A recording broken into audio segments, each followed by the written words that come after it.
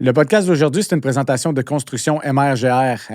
C'est une business de maçonnerie. C'est mon vieux chum d'enfance, Guillaume, qui s'occupe de tout ça. Il fait du neuf, il fait de la restauration. Que tu aies un projet de réno ou un projet seulement de décoration, c'est quelqu'un de super posé, à l'écoute, professionnel. Je vous le recommande fortement, Guillaume de chez Construction MRGR. Bienvenue sur Le Cœur au Mic. Si vous voulez supporter mon projet, je vous invite fortement à aller sur le Patreon / Le Cœur au Mic pour avoir 2-3 épisodes à l'avance. Je sors un épisode une fois ou 2 semaines, donc ça donne à peu près 1 mois et demi d'avance sur mes épisodes et j'apprécie énormément le support.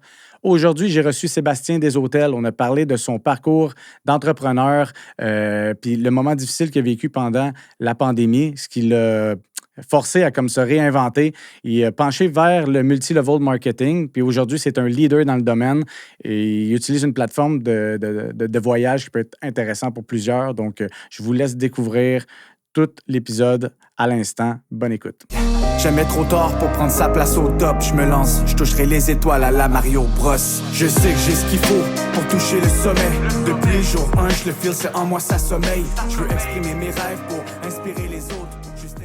Yes, sir, Seb. Bienvenue sur Le Cœur au Mic. Crème, ça me fait plaisir d'être là. Merci de m'avoir invité. Ça me fait plaisir, content de te recevoir. Aujourd'hui, comme on s'était dit, nous autres, hors cam, on n'a pas de ligne directrice. On va explorer c'est qui Sébastien Deshôtels, qu'est-ce que tu fais, qu'est-ce que tu faisais, par où t'es passé. Fait que je vais te laisser te présenter parce que t'es meilleur que moi pour t'auto-décrire. D'où tu viens, de où t'as grandi, puis qu'est-ce que tu fais dans la vie? Ça fait plusieurs questions. Fait que, Sébastien Deshôtels, je suis un papa, un jeune papa de 40 ans, avec les cheveux argentés, ils sont pas blancs, ils sont pas gris, merci.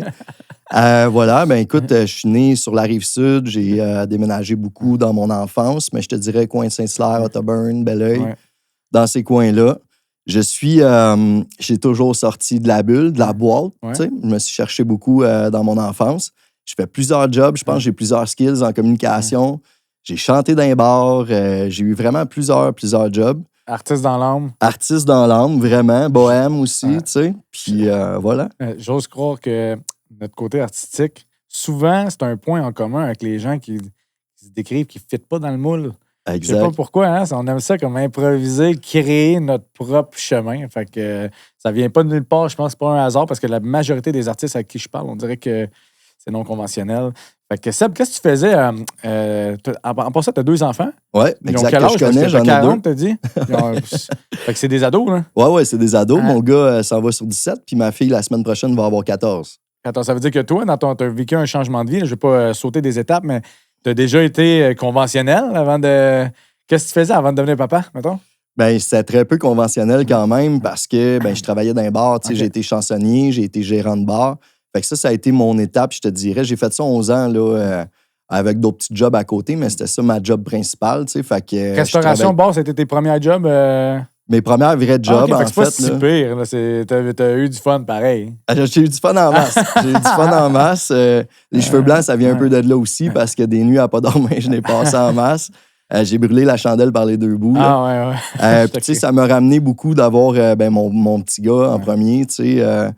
Fait que c'est sûr que ça a remis les pendules à l'heure, le plus responsable, puis de rentrer un peu plus dans la boîte par l'amour de mes enfants, de mon fils qui est arrivé en premier, tu sais. Puis je me souviens de cette époque-là, justement, je chantais au bar à Belleuil, tu sais. Mon fils, il avait 4 ans, il a commencé, il jouait élite au hockey. Puis il avait 4 ans, lui, il jouait à Saint-David le matin à 7 h. Fallait qu'il soit sur la glace à 4 ans. Puis moi, j'étais comme assistant coach sur la glace en plus. Fait que je finissais de chanter à 3 h du matin, je ramassais mon stock, quasiment 1 heure de route, m'en retourner vers chez nous. Je le réveillais, je faisais à manger, puis je partais à la vie de papa, ça te ramène à l'ordre un petit peu. Là. Un petit peu beaucoup. Quand tu travaillais dans les bars en tant que tel, parce que là, tu as l'esprit entrepreneur, tu aimes ça construire tes trucs. Quand tu travaillais dans les bars, avais-tu un objectif de construire un projet ou tu le faisais pour l'argent? Tu n'avais pas encore de projet parce que il y a une différence entre le faire. D'habitude, quand tu travailles dans les bars, on flobe aussi vite qu'on fait notre argent. T'étais-tu dans ce mindset-là ou tu avais comme un. Parce que l'argent rentre vite dans les bars. Quand tu as un objectif, c'est crissement bon comme domaine. Ouais. Quand tu as un objectif. T'en avais pas? En fait, c'est que je me considère vraiment objectivement comme un très bon chanteur. J'avais des skills, je les ai sûrement encore, mais je chante beaucoup moins, tu sais. J'ai jamais vu ça en passant. T'as jamais vu ça, hein? J'ai jamais entendu ça. Ah non? Moi, je t'ai fait découvrir mon monde artistique, mais c'est clair que c'est une conversation qu'il va falloir avoir. J'ai mis ça de côté, puis tu vois, ça fait partie de nous aussi. Mais je pense que justement, j'ai voulu éloigner ça parce que moi, ça venait aussi avec la vie de bar, avec la débauche, avec la drogue, avec, tu sais. Fait que c'est un peu pour ça que, par la bande, j'ai mis ça de côté, tu sais. C'était quoi ta question? Je voulais savoir si tu avais un objectif avec ça, avec l'argent que tu faisais dans les bars en tant que tel. Ben, aussi, là, tu étais un tripeux. Tu vivais le moment live, tu tripais, puis that's it, exact. Ben, tu sais, c'était un peu ça, mais aussi, j'ai déjà voulu faire un album. Je faisais beaucoup de rap à l'époque, plus jeune aussi. Puis, fait que, tu sais, j'avais un objectif, mais sans aller vraiment... J'espérais que ça tombe du ciel un peu, tu sais, j'étais très naïf. Puis d'un bar, on rencontre des gens. Tu sais, moi, je me faisais engager dans des corporatifs, etc. Puis des gens importants. Puis tu sais, des promesses d'ivrogne, j'en ai eu en masse. Là, je connais lui, puis il est chum avec René Angélil. Je vais te plugger. Ça te vendait du rêve. T'as-tu été déçu souvent des faux espoirs, non? Ben, peut-être pas souvent, mais les premières fois, ça a fait mal. Tu sais, t'es 23, 24 ans, t'es naïf, puis... après ça, ben, tu te rends compte que le monde peut bullshiter, là, puis dire des affaires, puis c'est pas tout le temps vrai, tu sais.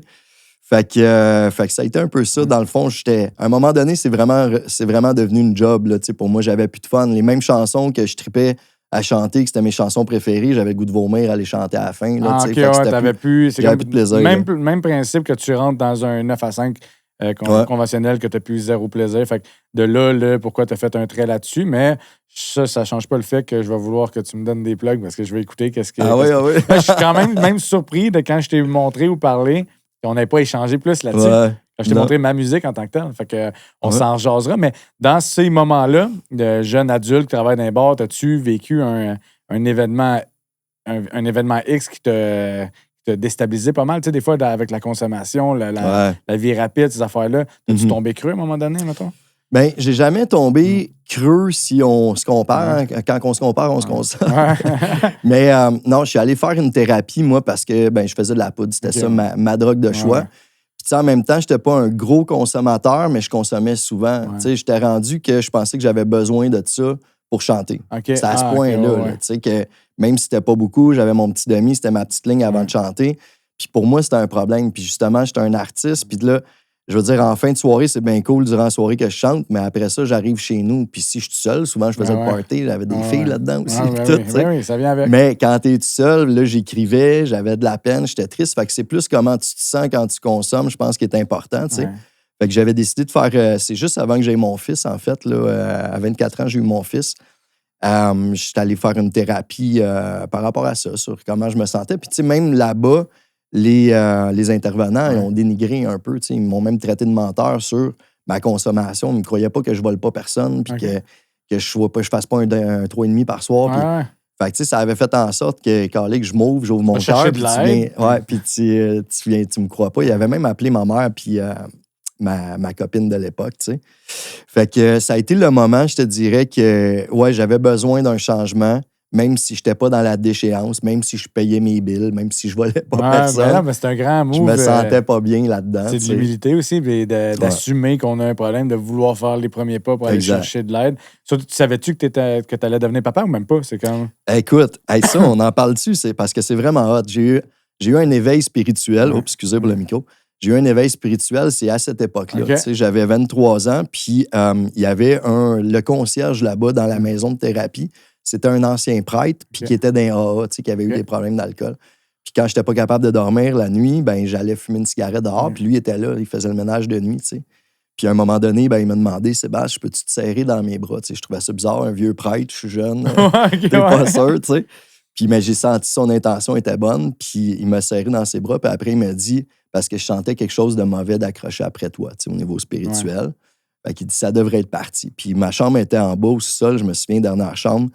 Puis je suis arrivé, je me suis couché, puis il faisait noir là, comme le poil, là, comme dans le cul d'un autre, qu'on dirait. Puis j'ai vu une lumière bleue en plein milieu de la pièce. Là. Vraiment flash, puis là, le côté rationnel qui allume, puis qui fait OK, dans la fenêtre-là, y a-tu un char qui a passé, les phares d'un auto, quelque chose? Puis non, il n'y avait rien. Puis je l'ai senti dedans de moi, je fais OK, il y a quelque chose qui s'est passé. Puis comme une semaine après, je vais discuter justement avec, je vais fumer une cigarette. Puis il dit, Sébastien, peux-tu te dire quelque chose? Ça se peut que ça vienne te bouleverser. Tu sais, je fais, OK, vas-y. Il dit, tu vas être papa. Je fais, OK. Je dis, ouais, un jour, je vais être papa. Il dit, non, tu comprends pas. Ton enfant est en route, puis c'est un petit gars. Je fais, quoi? Tu sais, j'ai des frissons en ce moment. Ouais, mais c'est le fait que ça a été mon éveil spirituel parce que j'avais une fuck friend qui est la mère de mes enfants. C'était ma meilleure amie, ma fuck friend, mais moi, pour moi, c'était pas ça l'amour, bref. Puis, j'ai appris en sortant de la thérapie qu'elle était enceinte d'un petit gars. Fait qu'il te l'avait prédit carrément. Il me l'avait prédit. Ça l'ouvre tes horizons sur un monde spirituel, sur des forces surnaturelles. C'est nice. Totalement. Ça a été mon éveil spirituel à ce moment-là. Je fais, OK, il y a quelque chose d'autre. Là. Je suis très Thomas en plus. Là, c'est peut-être dur, mais ça, parce que tu as besoin du concret, puis ça l'a gagné la crédibilité. Ça l'a gagné ton attention. Exact, totalement. Fait que là, après ça, tu sors, tu apprends que tu vas devenir papa. Ouais. T'as-tu déjà commencé à changer tes habitudes, ta façon de voir la vie à cause de ce qui s'est passé maintenant? Ouais, beaucoup, sauf que c'était ma job de travailler dans un bar. Fait que j'ai réussi pendant un certain temps à pas boire, à pas consommer, mais ça a duré un certain temps. Après ça, je suis retombé dans un pattern. Moins pire, tu sais. Mais je suis retombé dans ces patterns-là. Fallait que je sorte des bars. Puis comme je te dis, j'avais plus de fun à le faire. Là. C'était vraiment une job. Fait que je suis retourné à l'école. J'ai trouvé des petits jobs. J'étais surveillant en patinoire de mon village. Des quand tu dis village, t'habitais où dans ce temps-là? À Saint-Marcel. Saint-Marcel, c'est dans le coin de Saint-Hyacinthe. Okay. C'est des petits villages par en arrière, là, bien loin. Par en arrière d'un champ que personne ne connaît. Tout le monde se connaît à Saint-Marcel? Tout le monde se connaît. Okay. Moi, je connais pas tout le monde, mais tout le monde me connaît. T'as grandi là-bas? Ou Non, pas en tout. J'ai acheté une maison là. Mon fils, il avait 1 an. Fait que c'était en 2010, je pense, que j'ai acheté. Ouais, 2010 que j'ai acheté ma maison. 2010. Fait que là, tu deviens papa.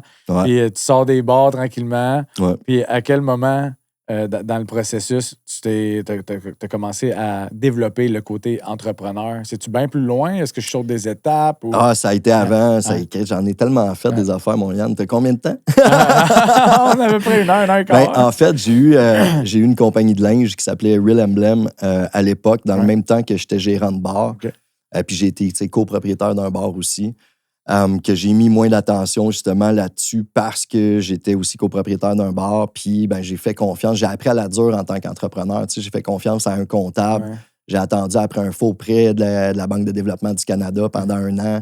On le payait toujours par retour. J'ai tout perdu en fait. Puis c'était avant que les réseaux soient très connus. J'avais 26 ans, là, j'ai 40. Fait qu'on parle de 14 ans.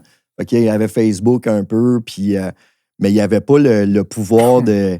Maintenant, tu sors un brand, tu le sais, tu es un peu là-dedans. Oui. Avec la visibilité, ça peut faire bang assez rapidement. Fait qu'on n'était pas non plus là-dedans. Site Internet, c'était plus compliqué à Star avec ChatGPT. Il y a tellement d'outils aujourd'hui. C'est ça, exact.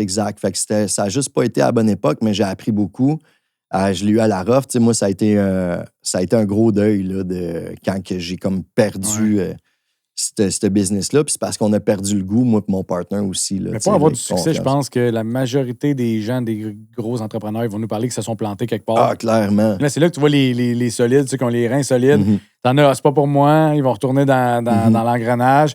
Mais d'autres, je sais pas, toi, c'est sûr que c'est comme moi un peu, mais c'est comme inconcevable de retourner. Là, fait que peu importe, il va toujours avoir des solutions, puis quitte à retourner là, je vais faire de quoi qui me déplaît, mais qui me laisse quand même plus de liberté. Mais jamais je retournerai comme non, exact. En arrière prêt à tout. Fait que c'est sûr que tu as vécu des échecs. Après ça, j'imagine un projet en attend pas un autre. Là. Ouais, c'est ça. C'est pas mal ça. Puis en même temps, c'est de la façon que tu vas le voir. C'est là aussi que le développement personnel, c'est x1000 quand tu es entrepreneur, quand tu gères une business, puis tu n'as pas le choix parce que sinon, tu t'écrases. Puis, fait que moi, je considère que c'est du bagage dans le pack-sac. Fait que c'est soit ça devient trop pesant puis ça t'empêche d'avancer, ou soit tu t'en sers comme outil pour bâtir quelque chose. C'est comme ça que je veux le voir. Puis la première règle, c'est de jamais abandonner. Ça se peut que tu as pris la mauvaise trail, mais si tu as un objectif, tu as ton why qui te guide, mais OK, c'est sûr, souvent, là, ça va pas être en ligne droite. Ton why, c'est quoi? Mon why, c'est vraiment... c'est sûr que les enfants, mais au-delà de tout ça, c'est de pouvoir vivre ma vie au lieu de la subir, là, parce que j'en parle tellement souvent, puis surtout ici, en Occident, puis encore plus en Amérique du Nord, puis encore plus au Québec, Canada, c'est l'esclavage moderne là, maintenant pour moi. Puis de travailler, métro, boulot, dodo. Regarde, je suis venu ici, j'ai eu 2 heures de trafic. Il y a du monde qui se tape ça tous les jours. Je fais, Chris, c'est ça ta vie, fait que t'espères de vivre rendu à 65 ans. Puis à chaque fois, la retraite s'éloigne. Avant, c'était 55, c'est rendu 65. Là, tu mets de l'argent dans un fonds de pension. Ton 2000$ que tu mettais dans les années 90, il vaut pas la même chose aujourd'hui. Le monde sont dans la merde. Toi, si tu repousses ça encore, il y a des bonnes chances que tu meurs avant de t'y rendre. Exact. Ça te prend un mode de vie sain.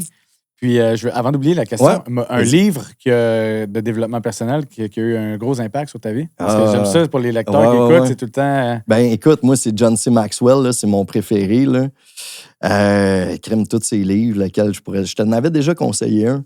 J'ai peut-être déjà acheté, puis je m'en rappelle pas, mais j'ai prends tout en note dans mon tous les livres de John C. Maxwell, puis tu sais, sinon, moi, c'est les 4 accords Toltec, là, je l'ai lu 5 fois, je l'ai écouté en audio. J'en ai parlé ici à quelques reprises. Ça a été mon livre que j'ai brisé la glace dans le développement personnel aussi. C'est les bases, selon moi, pour commencer à appliquer, devenir un meilleur humain envers nous-mêmes, là, puis envers les autres. Là, mais oui, exact. Puis tu sais, à chaque fois que je l'ai relu, j'ai appris des nouvelles choses, tu as des perspectives différentes, puis c'est pas parce que tu connais la recette que tu es 100% parfait à l'appliquer tout le temps. C'est drôle que tu parles de ça, que tu l'as lu plusieurs fois, parce que ces temps-ci, là, je veux tout le temps en apprendre plus sur d'autres choses, mais je suis appelé à retourner lire les livres, excuse-moi, qui m'ont marqué, comme les 4 accords Toltec, et le pouvoir du moment présent de Eckhart Tolle, après que je veux relire, parce que ça m'avait... il est très bon, je l'ai lu aussi. Tu sais, puis sinon, il y a un livre que je pourrais conseiller aux gens qui est très court. Moi, ça a été mon livre préféré, c'est Jonathan Livingston, c'est un goéland. Okay. C'est un goéland qui n'est pas comme les autres, un peu comme nous autres, là, tu sais, qui n'est pas comme les autres. Sa famille de goélands fait tout d'une façon. Lui, il veut voler plus loin, plus haut, il veut découvrir plus large, puis... il se fait même bannir de sa gang de goélands. Je dirais pas toute la punch, mais Jonathan Livingston, le goéland, là, je te conseille ça, puis c'est court en plus. Là. C'est nice parce qu'il n'y a pas de grand livre quand ça ne s'adresse pas directement à nous, qui m'interpelle. Tu comprends-tu? Comme là, c'est l'histoire, le message derrière. Exact. Il y a un message puissant. Ça veut dire que quand il est bien illustré, comme ça, tu peux tout visualiser le scénario, puis les valeurs, puis tout. Ça m'intéresse. Comme Le Guerrier Pacifique, ça, c'est Manu Lemire qui me l'avait conseillé ou qu'il avait parlé de lui, puis je l'ai lu. C'est une histoire, mais c'est méga... ça parle notre langage. Tu vois, tu mets ça en histoire, puis tu comprends tous les messages d'évolution, la sagesse, ces affaires-là. Fait que c'est nice, fait que je vais le prendre en note.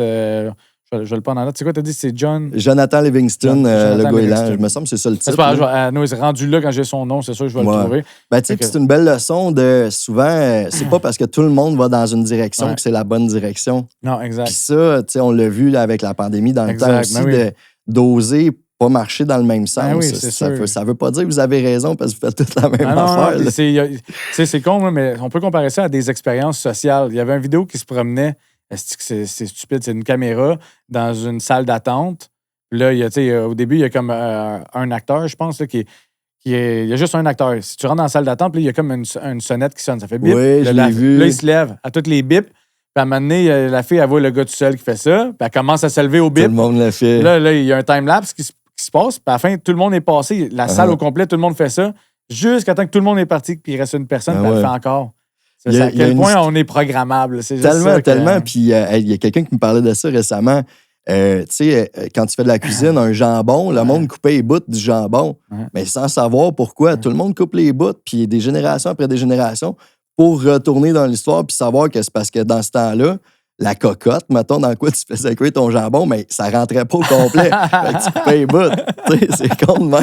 Tout le monde a continué. Ça s'est transmis de génération en génération. On coupe les bouts. Puis tu sais quoi, il doit y avoir même des histoires déformées du pourquoi on le fait, qui ont traversé le temps. Exact. Ça, c'est parce que dans le temps, si les cochons, il y avait des maladies. C'est facile, les histoires qui se déforment, mais non, c'est de faire tout le monde toute la même affaire. Hein. C'est pénible de voir ça hein, quand on est des esprits un peu plus libres. Exact, de chercher le pourquoi, du comment. On peut-tu faire les choses autrement? Puis c'est pour ça aussi que j'ai sorti de la boîte. Puis mon fils est de même aussi à l'école. Puis c'est loin d'être parce qu'il n'est pas intelligent. Ça ne l'intéresse pas. Tu rentres dans une boîte. C'est sûr que les matières de base sont importantes, mais on est tellement arriérés sur exemple, en Suède, en Suisse, en Finlande, sur comment ils peuvent faire. Puis, c'est la Finlande qui sont super bien réputés sur la Suède aussi. L'éducation. Puis c'est parce qu'il y a plusieurs formes d'intelligence. Au Québec, c'est comme l'intelligence rationnelle. Puis si tu rentres dans la boîte, là, c'est pour former des bons payeurs de taxes. Ferme ta gueule, pose-toi pas de questions. Puis moi, de la misère à fermer ma gueule. Non, mais c'est vrai, pareil. On évolue, tout évolue, sauf ça reste pratiquement la même affaire. Je comprends, tu as des valeurs. C'est sûr qu'on les inculque à nos enfants. C'est sûr que, veux pas, on va avoir un autre jugement. Si mon enfant arrive dans l'adolescence qui est plus intéressé à l'école, je ne vais pas lui dire c'est beau, on s'en calisse, tu peux dropper. Mais s'il m'arrive avec des idées claires, un plan de vie qui fait du sens, c'est sûr, je vais l'accompagner là-dedans. Là. Je ne vais pas lui dire de lâcher l'école. Je ne vais jamais l'encourger à faire ça. Mais s'il arrive à quelque part, il s'assied, il faut que je te parle, il te sort un plan qui fait du sens, puis tu dis, gars, il a juste besoin de mon support. Je ne veux pas être celui qui va mettre un stop à ses rêves. On a cette ouverture d'esprit-là, je pense. Puis en même temps, c'est ça. Moi, j'ai vécu tant que tu travailles. Mon père, c'était ça. Tant que tu travailles, tu feras bien ce que tu veux. Fait que moi, je l'avais lâché en secondaire 4, je pense, l'école. Je travaillais au Subway, j'avais un assez bon job. Mais je l'ai regretté après. J'étais allé aux adultes, j'étais allé finir. Mais ça fait partie de la vie, ça fait partie de l'apprentissage. Puis au-delà de tout ça, c'était le côté social de l'école qui me manquait. C'était rendu, même c'était début secondaire 5, en fait, que j'avais lâché. Fait que là, c'était le bal de fin d'année. Tous des souvenirs que tu voulais avoir, que tu vois les autres le vivre. C'est ça, tu veux comme c'est nice, ça. C'est comme... c'est un moment clé que j'ai pas vécu. Moi, tu comprends? J'ai lâché secondaire 4 aussi. Je suis allé faire un DEP, par exemple. Puis c'était comme, je suis allé faire un DEP dans quelque chose qui m'intéressait. Je suis allé faire un DEP en vente conseil parce que c'est ça qui me parlait. Mais tu sais, c'était aussi... J'avais pas vécu le sentiment d'aller au bout de quelque chose. J'avais lâché pendant. J'étais bon, là. J'ai pas lâché parce qu'au contraire, là, j'étais désintéressé. Bon. Exact. J'avais l'impression qu'il n'y a rien qui allait me servir plus tard. Mais avec du recul, je me suis dit que des skills en vente, c'est pas perdu. Travailler dans la vente, tu as le contrôle sur ton salaire, ça va avec ta motivation. Fait que je suis allé chercher ça. Puis juste d'avoir un petit bout de papier à la fin, tu allé au bout des choses, c'est le sentiment d'accomplissement. Oui, totalement. Je n'ai pas vécu de balle de finissant. C'est pas grave. Moi, je l'ai vécu pareil, mais c'était pas le mien. J'ai été invité, Je l'ai pas vécu de la même façon, mettons, que les autres. Mais t'as raison. Le sentiment d'accomplissement, puis surtout que t'es rendu, là, tu sais. Il reste pas grand-chose. Moi, je suis parti du privé au public. Il y avait un gros clash de c'est plus la même affaire. Tu fais comme... dans crise en peine d'amour, adolescent, se calisse de tout. Ça fait mal. Tout ça pour dire que, tu sais, je parle de vente, tu n'as peut-être pas fait le DEP en vente, mais tu fais de la vente à tous les jours de ta vie dans ton quotidien avec... Oui, c'est de la vente sans vente, tu sais, parce que... Vendre ta passion. Je veux dire, sûrement toi, là, tu vas t'acheter des souliers, ça te fait chier en esti, là, les vendeurs qui arrivent, puis que... Tu sais, moi, c'est comme calisse-moi en paix, c'est un peu ça. Fait que c'est d'arriver à vendre sans vendre puis d'offrir quelque chose que les gens ont besoin. C'est difficile la vente. C'est difficile la vente. Les vendeurs sont pas nécessairement bien vus non plus, tu sais. Fait que c'est d'amener ça, puis en même temps, quand t'offres quelque chose que les gens ont besoin, puis que c'est compliqué. Mais puis je pense que j'ai des bons skills en vente. Puis tu sais, en même temps, ça prouve aussi que justement, j'ai pas eu de cours en vente. J'ai déjà vendu des chars, puis c'était à Saint-Hubert, puis je me souviens, je suis tombé très rapidement numéro 1 en vente, mais je faisais rien de comment eux autres me conseillaient de faire, les vendeurs. Tu t'es rendu compte que c'était ta personnalité qui vendait. Oui, personnalité, puis c'est beaucoup l'écoute. Les gens, ils ont besoin d'être vus, d'être entendus. Ça paraît quand tu as un vendeur qui a son script, pas son... C'est tout le temps la même routine. L'écoute est fake. Il attend que tu fermes ta gueule pour te dire la phrase qui enchaîne vers le processus de vente. Exact. Des gens qui sont hypersensibles à l'énergie, même on le sent, ça devient malaisant. C'est comme... Totalement. Sac-moi à pelle. Totalement. Tu peux me perdre rapidement. C'est ça. Tu sens que tu es dans l'entonnoir. Là, oui. Sinon, c'est où? Dans quel... Si tu veux rentrer à ce bout-là, quelle entreprise qui t'a demandé le plus de skills de vente? Que... Je te parle pas de vente de char, je parle quand tu es parti tout seul là, dans les business, tu peux aller dans le MLM, peu importe comment tu veux le décrire, mais c'est où que ça a commencé tout ça pour toi? Ben, tu sais, parce que là, tu viens d'en parler. Moi, je vis du multilevel marketing, ça fait déjà 4 ans. Peut-être même 5 ans. Fait que j'en ai fait plusieurs. J'ai vraiment performé. J'ai été numéro 1 au Canada dans 2 d'entre eux. Quand c'est de la vente, écoute, c'est parce que les gens, ce qu'ils vont acheter en premier, c'est la confiance. T'sais, on peut être 10 à vendre ou à proposer le même service ou à vendre le même produit. Pourquoi ils vont aller avec toi? Fait que c'est déjà une relation de confiance. Je me suis fait un nom, je pourrais dire, dans le temps de la dite pandémie aussi, qui est venu beaucoup m'aider. Il y a eu beaucoup de positifs, il y a eu beaucoup de négatifs aussi parce qu'il y a des gens qui veulent nuire dans ce temps-là. Dès que tu es public, en fait, ça arrive. Là, fait que, les skills de vente, ben c'est sûr que ça prend plus de skills quand tu vends quelque chose qui te parle moins. Fait que quand je vendais de la crème, c'était plus difficile. Tu l'as essayé?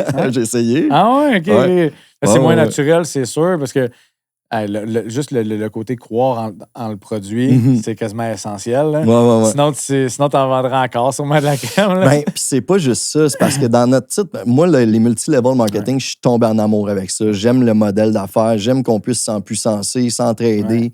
Puis que si je t'aide à performer, tu es dans mon équipe, ben ça va m'aider à performer aussi. Fait que j'ai vraiment trippé là-dessus. C'est vraiment un coup de cœur. Par contre, les vieux modèles de produits, 95% des modèles, ça fonctionne de la même façon. Tu as des irritants, tu sais, à chaque mois, tu recommences à zéro, tu accumules des produits. Le monde, c'est de bullshit. Là. N'importe quelle grande compagnie, je peux en nommer, là, Isagenix, Herbalife, etc. Le monde accumule des produits. Ils passent date dans ton garde-robe. Moi, j'en voulais plus de ça. Puis c'est non seulement ça, c'est que tu dois te battre avec toutes les autres. C'est pourquoi mon shake est meilleur, puis pourquoi je le vends 100 pièces de plus. C'est fait que c'était tout ça que... Puis là, maintenant, j'ai trouvé ma maison. Moi, j'étais un passionné de voyage. J'offre, dans le fond, l'adhésion. C'est les gens qui réservent leur voyage, mais c'est une plateforme d'économie. Je suis vraiment aligné sur aller découvrir le monde, aider les gens à économiser. C'est la plus grande industrie au monde, déjà, le voyage. T'sais. Si tu veux, mettons quelqu'un qui écouterait ça, qui voudrait, à la fin de l'épisode, il sait exactement comment ça fonctionne. Le fonctionnement, mettons, tu veux-tu nous dire comment ça fonctionne? Mettons, tu as une nouvelle personne devant toi, le processus, mettons. Qu'est-ce que ça implique pour quelqu'un qui s'intéresse au voyage, un passionné qui voudrait adhérer à la plateforme, exemple? Oui, ben écoute, dans le fond, c'est une plateforme qui existe déjà depuis 14 ans parce que moi, j'étais rendu non négociable. J'en ai fait plusieurs. Fait qu'il y avait des points sur lesquels j'étais non négociable. Fait qu'il faut que la compagnie soit bien établie parce que tu as au-dessus de 80% des business en MLM qui ne passent pas 2 ans. Fait que c'est bien beau, bien sexy, là, la nouvelle patente qui arrive, puis je vais être le premier. Tu vas peut-être être le premier et même sûrement le premier de fuck all dans 2 ans. Fait que ça faisait partie des points importants. Je voulais un modèle qui était duplicable, que monsieur, madame, tout le monde, même s'il n'a pas envie d'en faire une business, il en parle. Fait que pour moi, tu as des grosses économies. Tu reviens, tu es bronzé. Je vais te dire, Yann, t'es donc bien bronzé, t'es allé où? J'étais allé au Mexique. Ah ouais, t'es allé à quel hôtel? Ben, j'étais allé au Hilton, puis j'ai eu 70% de rabais. Ben, moi, je vais être intéressé parce que tu m'as dit ça. Fait que tu n'as pas rien essayé de me vendre. Fait que je me suis dit, OK, on a un modèle duplicable. Comment ça se passe? C'est sûr qu'on fait des webinaires, des masterclass pour informer les gens. On a un nouveau système automatisé. C'est vraiment cool. Moi, je suis passionné de ça. On a du plaisir, tu sais. Puis qui n'aime pas économiser, puis qui n'aime pas voyager, sont pas nombreux, ceux qui n'aiment pas voyager. Puis souvent, ceux qui n'aiment pas voyager, c'est parce qu'ils ont peur de l'avion. Mais tu peux voyager partout ailleurs. C'est-tu le même principe? Tu t'en vas-tu, mettons, tu peux-tu booker le même voyage dans un tout inclus par cette plateforme-là, mettons? Oui, totalement. On a plein de types de réservations. Tout ce que tu retrouves sur Booking, Expedia, Hotel.com, on l'a. Puis on a d'autres plateformes qui sont aussi, tu sais, les Getaway, que ça s'appelle. Ça, c'est des timeshare, stations balnéaires. Fait que tu sais, il y a des gens, des fois, tu vas dans un resort, là, puis le gars, il t'amène un déjeuner gratuit, puis il essaie de te vendre un timeshare. Ça coûte 10 000, 20 000, 30 000, 40 000, 50 000 pour avoir accès à ça 2 fois par année pendant 10 ans, mettons. Mais nous autres, le propriétaire, David Hart, il a acheté toutes les semaines vides à travers le monde. Fait que nous autres, tu as accès à ça pour des peanuts. Des fois, je l'ai pour 0$ avec l'accumulation de mes points. Fait que c'est cool. Puis tu sais, tu n'as pas tous les frais qu'eux autres ils ont à payer parce que tu as tout le temps des frais de gestion, les frais aussi d'entretien là-bas, puis tout. Fait qu'on a vraiment des endroits exclusifs. Puis le reste, c'est que tu as des deals tout le temps. Pourquoi on a le prix du gros? Fait que c'est le même principe que Netflix ou Costco. Le pourquoi que dans le temps, on payait 5$ un film au club vidéo, 10$. Nous autres, on est plus vieux, c'était 5$. Puis à cette heure, ben, on est des centaines de milliers, même des millions de personnes à payer une mensualité. On a accès à un Netflix, par exemple. On a accès à des milliers de séries, etc. C'est un truc mensuel. C'est un truc mensuel. Ce qui est cool, c'est que dès que tu as référé 3 personnes, tu ne payes plus aucune mensualité. Puis tu sais, ton compte. C'est l'incitation à dupliquer. Mais vu que tu n'as rien à vendre comme produit en tant que tel, tu t'embarques, t'en parles, puis tu voyages. Exact. C'est ça. C'est en plein ça. Puis au-delà de tout ça, nous, notre équipe s'appelle l'Archipel, puis c'est ce qu'on crée ensemble. C'est le développement personnel, de créer une communauté. Là. On ne parle pas d'une secte ici, là, on s'entend. Mais de s'entourer de bonnes personnes qui vont nous aider à être la meilleure version de nous-mêmes, puis sans qu'il y ait de pression. Parce que cet argent-là, dans le pire des cas, c'est que tu l'as mis de côté pour voyager. Il n'y a aucun dollar que tu perds dans notre compagnie. C'est que tu le mets de côté pour voyager. Puis quand tu as référé 3 personnes, en plus, tu ne le payes plus. Puis après ça, tu as un plan de compensation. Parmi ces voyages-là, est-ce que tu en as fait combien? Je vais te laisser le nommer tantôt. Oui. J'en ai fait plusieurs dans ma vie, mais déjà, depuis que je suis avec Travorium, je suis rendu à 19, je pense, depuis juin 2024. 19 voyages. C'est énorme. Est-ce que dans ces voyages-là, il y en a qui étaient plus tu voulais développer des côtés, mettons, spirituels, aller découvrir des trucs. Si oui, j'aimerais ça que tu nous parles d'un voyage que tu as fait, pas pour aller juste profiter du beau soleil, mais quelque chose qui t'a fait découvrir quelque chose de fou. Hein? Oui, exactement. Ben, parce qu'au-delà de tout ça, c'est justement d'aller découvrir d'autres cultures, parce que c'est bien beau le soleil, mais c'est pas juste ça le voyage. T'sais. Puis il y a une phrase que je disais, c'était quoi? C'est celui qui voyage sans rencontrer l'autre ne voyage pas, il se déplace. C'est un peu ça. J'ai eu un autre frisson. Tu sais comment je suis une bébête spirituelle. Puis je suis allé en Indonésie. J'ai fait l'Asie pour la première fois il y a 1 an exactement. Je suis allé une dizaine de jours en Thaïlande, puis j'ai fait un pèlerinage chamanique en Indonésie avec des maîtres spirituels.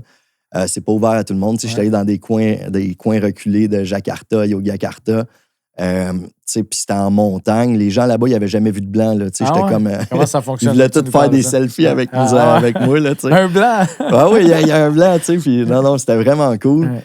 Puis c'était au-delà de tout ça, d'aller connecter vraiment avec la culture, mais c'est non seulement ça, parce que maintenant, c'est rendu très polarisé. Puis la religion a fait beaucoup de dégâts, j'ai envie de dire. Là. Mais il y en a qui pratiquent encore ça, le bouddhisme, là, j'ai envie de dire. Puis, c'est de connecter avec aussi la nature, avec l'eau, avec les éléments, le feu, un peu comme les Premières Nations ici. Ouais. Fait que j'ai vécu des affaires, j'ai médité dans des grottes, dans des temples secrets. C'est quoi le... Tu sais, ici, là, on est dans les grandes villes, dans le Montréal, le son. Il y a tout un white noise en arrière. On dirait il y a tout un son. Tu connais-tu dans ces méditations-là, à l'autre bout du monde, le vrai silence? Tu sais, comme. Tu vois ce que je veux dire? Ah oui, dans une grotte, je te garantis que tu as le vrai silence. Puis as-tu l'impression que l'environnement dans lequel on vit à tous les jours fait en sorte que c'est vraiment dur de décrocher pour vrai? Tu as un Wi-Fi quelque part. Là-bas, c'est-tu plus facile de se fermer, de se déposer? Ben ça, t'as pas le choix. Puis moi, je suis pas du genre à je vais m'asseoir, je vais méditer. Je le fais un peu, mais c'est compliqué parce que t'as des distractions, justement. Mais là, t'as pas le choix. T'es dans une grotte, puis t'es avec 7 personnes, puis les 7, on ferme notre gueule, on médite. Puis... Fait que c'est sûr que moi, t'as le mental qui embarque là-dedans, puis j'étais un peu hyperactif aussi, tu sais. Fait que c'est pas quelque chose qui était facile nécessairement, mais qui nous amène éventuellement dans un genre d'état de transe, puis qu'on peut voir certaines choses, tu sais, puis je l'ai vécu, ça, tu sais. Fait que, mais c'est clair que c'est difficile ici, puis je pense que tout est fait de sorte de nous étourdir, là, justement, pour qu'on soit éloigné le plus possible de notre essence. Puis, tu sais, ce que j'essaie de... Moi, j'ai fait des événements avec les Premières Nations ici au Québec. J'avais organisé Célébration des Nations pour les 7 générations avec des peuples autochtones d'un peu partout au Canada. On a fait venir les grands-pères, les grands-mères, tu sais. Puis c'était un peu ça de pouvoir avoir accès à autre chose parce que eux autres, c'était ça, la connexion avec la nature, avec les esprits, avec les ancêtres. Puis nous autres, on n'a rien de ça, tu sais. Puis pour moi, c'est pas pour rien qu'ils ont voulu décimer les Premières Nations, tu sais, puis qu'il y a eu plein de scandales par rapport à ça.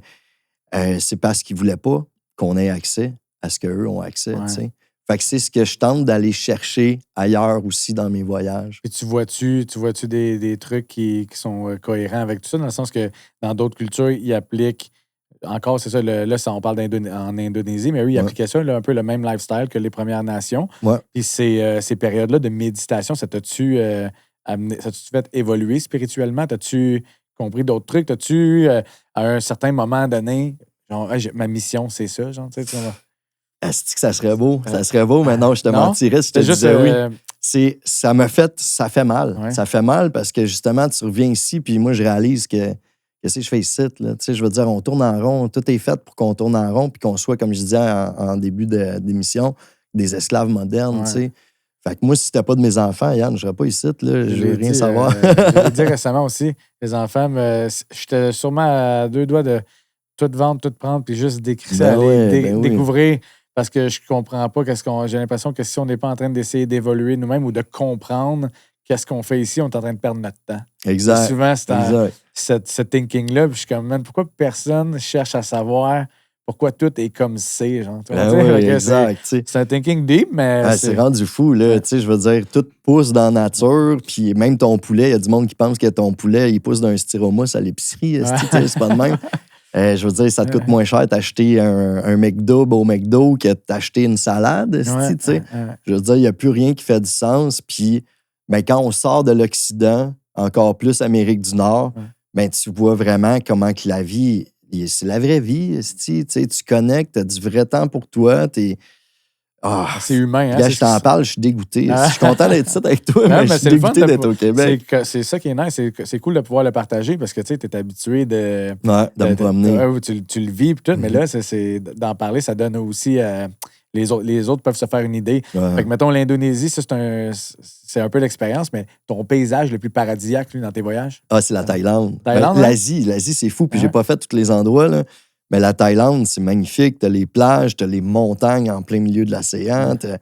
Les montagnes, c'est des rochers, des fois à 90 degrés. La Thaïlande, c'est tellement beau. Puis la culture aussi, parce que c'est l'amour de la culture. Les gens, c'est pas pareil. Là-bas, ils sont polis, ils veulent t'aider. Le nombre de fois que je me suis trompé, que j'ai donné trop d'argent au restaurant, puis qu'ils reviennent, ils me le donnent. Ici, on se parle même plus. On salue même plus un inconnu. Exact. Là-bas, là-bas, les gens, quand tu viens d'ailleurs, est-ce que tu te sens le bienvenu? Oui, ça, totalement, vraiment. Puis, c'est sûr que tu as plusieurs endroits. Je me suis promené beaucoup quand même en Thaïlande. Là. C'est sûr que quand tu es dans une grande ville, c'est pas nécessairement pareil, mais même là, tu sais, dans le commerce, puis les gens sont gentils de nature, plus qu'au Québec, Canada, là, clairement. Puis en termes d'économie, mettons, là, tu passes par Travarium, tu vas aller en Thaïlande. C'est-tu quelque chose qui peut être un bon coup pour un voyageur? Oui, clairement. Ben, l'Asie, c'est déjà vraiment pas cher, là, fait que ça serait pas les meilleurs deals. Mais oui, exemple, au lieu d'avoir une auberge jeunesse ou un 2 étoiles, pour le même prix avec nous autres, tu peux avoir un 4 étoiles. Fait que c'est plus dans ce sens-là. Ouais, mais l'Asie, man, c'est trop... T'es allé plusieurs fois? Ou... Non, je suis allé une fois. Puis j'ai hâte d'y un bon bout, genre, sûrement? Ou... Ouais, c'est ça. En tout, je suis resté 6 semaines, là, en comptant l'Indonésie. Puis je rêve d'y retourner, tu sais. Puis j'aurais un petit condo là-bas. C'est quoi ton must? Quelqu'un va là-bas qui est un incontournable là, que tu recommanderais en Thaïlande, mettons? Tout, man, tout. Faut se promener, aller dans un village, ça, c'est sûr et certain. Krabi, j'ai beaucoup aimé ça. J'étais allé à Koh Lanta aussi, sur une île. Mais c'est rendu très musulman aussi, là, tu sais. Fait que c'est sûr que là, des fois, t'as des prières plusieurs fois par jour, puis fait qu'il faut essayer de s'éloigner de ça. Moi, ça me fatigue un peu, mais à un moment donné, ça fait partie du décor. En Indonésie aussi, c'était comme ça, tu sais. Mais clairement, aller plus dans les villages, puis aller moins dans ce qui est connu, puis ce qu'on voit ces réseaux, parce que c'est très touristique. Puis c'est comme l'île, c'est le film La plage, là, avec Leonardo DiCaprio. Le film La plage, je sais pas. The Beach, non? Ça me dit rien, c'est quelque chose qui manque à ma vie? Peut-être, ouais, c'est un bon film. Si j'ai pas vu ce film-là avec Leonardo DiCaprio... ouais. En tout cas, tout le monde va aller voir cette île-là, mais tu sais, c'est ça, c'est tellement rendu touristique, puis t'attends en ligne pour aller marcher. Faut sortir de ça, là, essayer d'aller découvrir, puis d'oser aussi. Il faut oser. Tu sais, s'ouvrir aux opportunités, à ce que les gens vont t'offrir. Au lieu de prendre un taxi, prends le fucking tuk-tuk. Tu sais, faut sortir de notre zone de confort, puis c'est là qu'on va aller découvrir puis goûter à la vraie culture. Tu sais. C'est exactement la raison pourquoi on est en train de pousser le brand Oser. On veut que le message soit mis de l'avant parce que c'est carrément ça. On passe à côté de tellement de belles choses juste en ayant peur ou en se privant. Tu sais, des fois, tu as l'argent en live pour le faire. Puis si tu attends trop longtemps pour t'offrir des beaux moments de même, il va arriver quelque chose qui va faire en sorte que tu ne l'auras plus. Hein. C'est live. Hein? Tout se passe maintenant. Quand tu remets plus tard... la vie, c'est maintenant. Puis la pire chose qui peut s'arriver, comme on disait tantôt, c'est du bagage dans le pack-sac. Puis on attend trop de vivre plus tard. La vie, c'est maintenant. Puis des fois, si tu me remets tout à plus tard, il n'y a rien qui plus tard n'est même pas garanti. Plus tard, c'est souvent jamais. C'est ça, exactement. T'as-tu un futur voyage que tu as sur ta liste, que tu as entendu parler entre les branches, là, faut que tu y ailles bientôt? Là, ta prochaine découverte, c'est quoi? Qui est sur le top de ma liste, c'est le Vietnam. Fait que c'est en Asie. Là. Je trippe bien raide sur l'Asie. Puis je sais pas, j'ai quelque chose qui m'appelle depuis toujours pour le Vietnam. Puis quand j'étais allé en Asie l'année passée, ça n'a pas donné vu que je m'en allais ensuite en Indonésie pour mon pèlerinage chamanique. C'est dispendieux, mettons? Non. C'est les vols d'avion. Thaïlande puis Vietnam, à peu près, ça retourne autour de quoi, mettons, là, pour juste mettre en... Ça coûte à rien, man.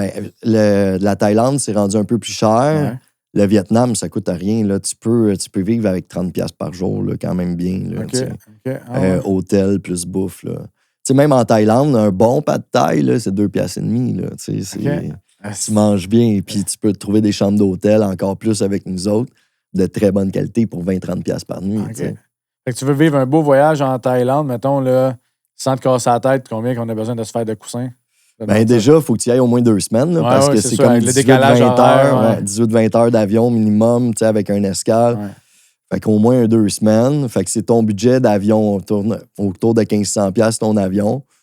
Puis ensuite, calcule pour être sûr un 60$ par jour, mettons. Là, c'est pas super, hein? Ah non, ça a de l'allure. OK, tu vas surtout si tu y vas tout seul, mais c'est même moi, je pensais que c'était plus dispendieux que ça. Non. C'est surtout le fait que tu comptes rester là 2 semaines, il faut que tu te prépares plus de dépenses. Exact. Puis le temps d'avion, ça doit exact. Puis il y a les activités aussi. D'ailleurs, on a des deals aussi sur nos plateformes pour les activités, mais ça coûte pas cher. Si tu vas pas dans les trappes à touristes, là, ça coûte pas cher. Tu peux te promener. Je me souviens, j'étais allé en ville à Bangkok. Ouais. J'ai pris un taxi. Je pense que c'est Bolt, eux autres. T'as comme des Uber, mais c'est différent. Okay. Ça m'avait coûté ça 2$, 2,5$. J'étais allé d'un bout à l'autre en scooter. J'étais en arrière. C'est hot de vivre ça. Là, hey, Chris, puis ça fait peur un peu là, en plein trafic à Bangkok. Mais c'est ça coûte pas cher. T'as-tu une anecdote d'attrape touriste dans un des pays? C'est sûr que en 19 voyages, est-ce quelqu'un qui a essayé de te fourrer d'une certaine façon ou t'as été chanceux partout? Ah non, j'ai été... je dirais pas chanceux, j'ai aguerri, averti, puis je me suis tellement fait fourrer dans ma vie, même au Québec, qu'on dirait qu'à cette heure, je suis comme alerte à ça. Non, mais j'en ai vécu d'autres que... de faire des dépôts avant mais c'était souvent des Airbnb, des affaires comme ça, puis qu'en fin de compte, la personne arrive, puis qu'il n'y a rien, il n'y a pas de place, ou que le gars, il avait mis une photo de l'endroit. Une affaire fantôme, t'arrives, il y a pas calme. Okay. Fantôme, ou que t'arrives, puis qu'il y a quelqu'un qui habite là. Il met la place à louer, c'est même pas chez eux, il pogne le dépôt, il disparaît. Ouais. Okay. Je l'ai entendu, mais sinon, moi, j'ai rien qui m'a marqué. C'est une bonne affaire. Ça veut dire que c'est aligné quand tu pars quelque part. T'es dans un bon vibe, là, parce que en 19 voyages depuis 2024, il aurait pu t'arriver n'importe quoi, parce que tu restes pas... Tu visites, tu te promènes. Fait que c'est sûr que tu utilises les gens de taxi. Je te dirais, c'est les locations d'auto. Hein. Les locations d'auto...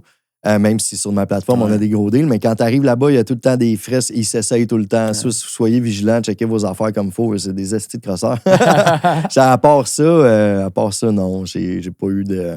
Non, ça s'est bien passé. Quand tu dis la communauté, l'archipel et tout, est-ce qu'il y a des projets connexes avec ce que tu fais pour le futur ou en ce moment, tout est focusé sur... Travarium, les voyages. Tu sais, des fois, je pense qu'à un moment donné, t'avais comme j'avais vu un projet passer, je pense que c'est des terrains ou des affaires. Ouais. Est-ce que c'est-tu en construction? Celui-là, non, parce que ça en est un esti de crosseur. Le projet de terrain en Estrie, allez pas là, t'es un esti de crosseur. Voilà, ça c'est nommé.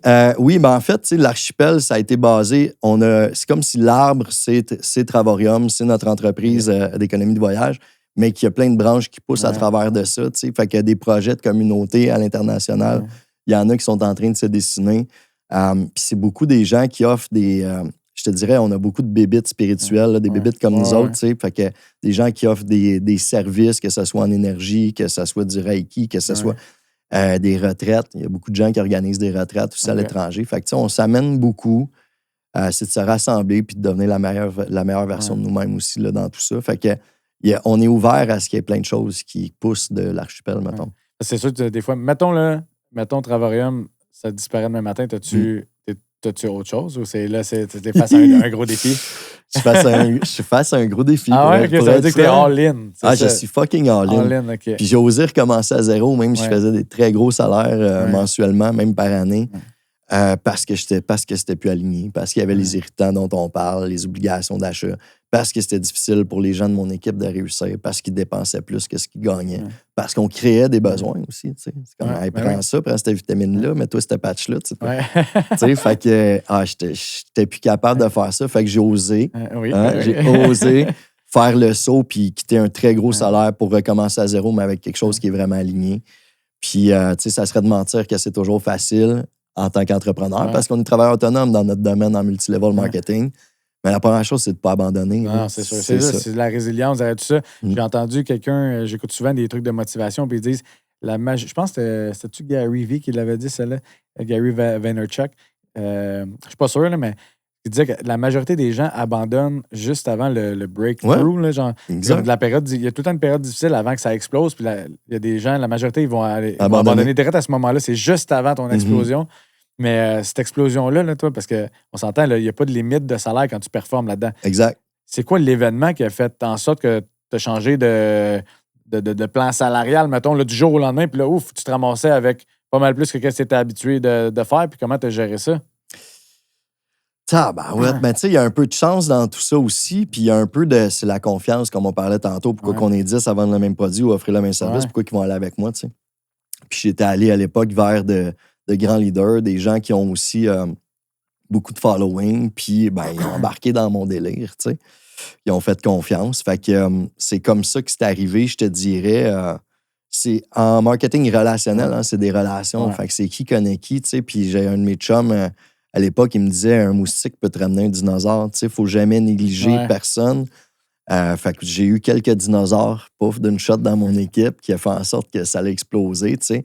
Puis c'était une belle business, on peut la nommer, là, c'est Live Good, puis je suis encore dedans quand même. J'utilise les produits parce que c'est un beau modèle d'affaires, puis parce qu'on paye 20 fois moins cher que les produits des autres compagnies qu'on connaît. Mais c'était tout récent. J'ai eu la peur aussi du côté légal là-dedans parce que j'étais numéro 1 au Canada. C'est ça. Fait que c'était moins aligné. Puis, fait que quand même, tu mixes tout ça. Là. Ça veut dire que, mettons, quelqu'un va te demander ton avis sur certains produits. Tu as encore accès à l'autre plateforme. Fait que tu peux y proposer. Ouais. Ben, je pourrais, mais je le fais pas. Okay. Je le fais pas. Tu l'utilises pour ton besoin personnel? Ouais, pour mon besoin personnel. Puis, tu sais, ça serait de mentir. C'était pas aligné avec moi dans le sens que, tu sais, moi, je suis tellement pas assidu là, que prendre des vitamines, des multivitamines, puis tout, je les oublie le matin. Là. Fait que c'était moins aligné avec moi sur le côté santé.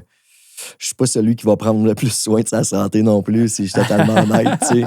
Pas grave, il y a tout en place à amélioration. Voilà, il y a de la place en masse. Quand tu vis une belle vie aussi, c'est sûr que des fois, il y a des personnes, il y a des gens, mettons, on part de ça va mal, puis là, on veut reprendre notre vie en main. Fait que là, tu vas essayer aller au gym, faire des affaires pour attirer des bonnes choses. Mais il y a des gens que ça fait le contraire aussi. Tu peux avoir le succès avant ta shape de rêve. Puis après ça, quand tu as déjà l'argent, ça doit être un autre game de se motiver à faire.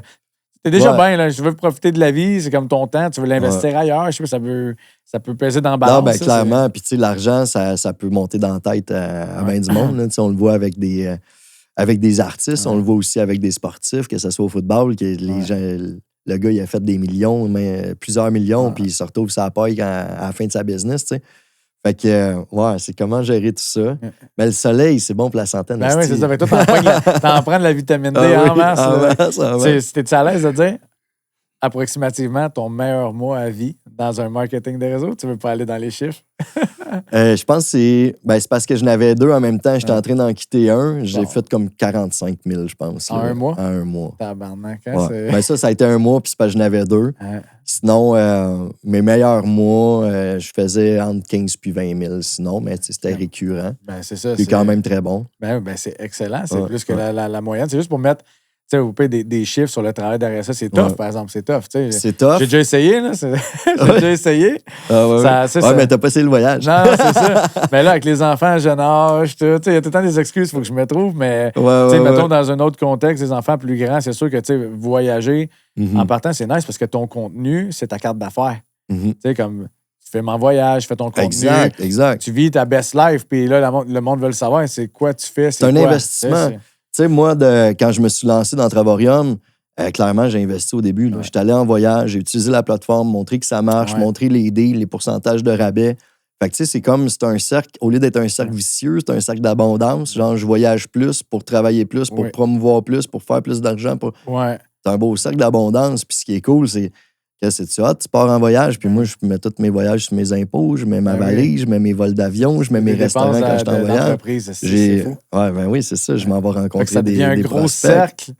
Tu voyages, tu fais de l'argent pour plus voyager, puis en plus, ça te revient d'un retour là-dessus. Exact. Mais ça, c'est fou, mais pour être transparent, tu vas signer à la fin de l'émission. On s'en reparle. Non, mais je veux savoir quelque chose, mais je m'intéresse parce qu'au domaine du voyage, c'est clair, tu sais, puis on serait tous, on se mentirait à nous-mêmes de se dire que c'est pas intéressant. Tout le monde aime voyager, découvrir. Mais je suis curieux parce que toi, tu avais déjà eu du succès dans d'autres réseaux avant d'arriver là. Tu as dit que tu as investi avant de montrer la plateforme. Combien tu penses que tu as mis avant pour promouvoir la plateforme en termes de voyage? Pour être réaliste. Maintenant, quelqu'un comme moi, là, je me dis, Je me lance en ligne, mettons. Je le fais, puis là, il faut que j'aille créer du contenu, il faut que j'aille le démontrer, tout ça. Combien il faut que je sois prêt à mettre? En fait, mais c'est parce qu'il faut comparer les pommes avec des pommes, puis les oranges avec les oranges. Tu sais, moi, j'ai créé l'Archipel.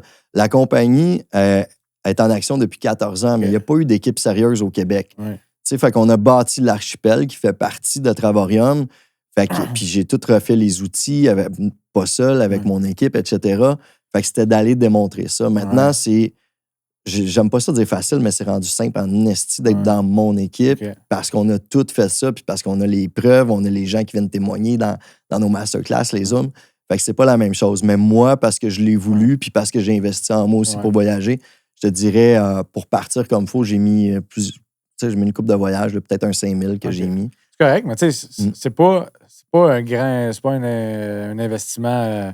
de malade mental. C'est ça, je me demandais. Non. Étant donné que tu avais déjà le succès derrière, puis encore là, comme tu dis, toi, tu as été comme un outil, tu es un facilitateur pour les autres. Exact. Fait que les autres, ils peuvent faire ce que tu as fait pour 5000 pour moins cher, sûrement. Oui, puis ils sont même pas obligés de le faire. Il y en a qui voyagent même pas. J'en ai dans mon équipe qui voyagent même pas. Ils font juste proposer la plateforme? Exact. Tu connais-tu quelqu'un qui voyage, qui aimerait payer moins cher, puis peut-être être rémunéré à faire ça, tu sais. Puis la rémunération, ça vient de quelle façon? J'ai manqué ce ben ça, c'est sûr. Là, je ne rentrerai pas dans le plan de compensation, mais on a des ventes directes. Quand quelqu'un prend un type d'abonnement, tu as déjà une rémunération. Puis plus tu as de gens dans ton équipe, c'est un plan binaire pour ceux et celles qui connaissent ça. Ben là, tu as un montant récurrent par mois. Tu as un vrai passif qui se bâtit. Puis ce que j'aime de cette compagnie-là, c'est que ce que je bâtis là, mes enfants vont en hériter quand je vais être... c'est ça, c'est le côté récurrent qui est intéressant, puis c'est ta récurrence, tant que tu lâches pas, puis que tu es constant, ça fait juste aller en montant, dans le fond. À moins que tu aies... il doit y avoir des désabonnements en cours de route. Oui, il y en a un petit peu. C'est comme tout, là, mais je veux dire, si tu es constant, puis tu crées ton contenu, ça attire l'attention. Le voyage, c'est un gros marché. Il va toujours en avoir. Ben oui, c'est ça qui est nice, c'est un peu éternel. Là, clairement, puis tu sais, je veux dire, tout le monde, toutes les entreprises s'enlignent là-dessus, même Amazon fait du référencement maintenant. Puis des systèmes d'abonnement comme Netflix, comme Costco, comme ton gym. Tout le monde fonctionne avec des abonnements maintenant. Fait que c'est avant-gardiste. C'est une compagnie qui est sécuritaire. J'ai vraiment du fun à faire ce que je fais. Ben c'est clair. Puis ça paraît, tu sais, le monde... quand je dis c'est une carte d'affaires, là, à un moment donné, quand les gens te suivent sur Facebook puis qu'ils voient qu'à tous les 10 jours, le gars il embarque dans l'avion puis il décrit au show, c'est sûr que ça devient... Tu vois des messages, l'inbox doit exploser. Garde, je suis curieux de savoir comment ça marche. Qu'est-ce que tu fais? Ça ressemble à quoi tes inbox?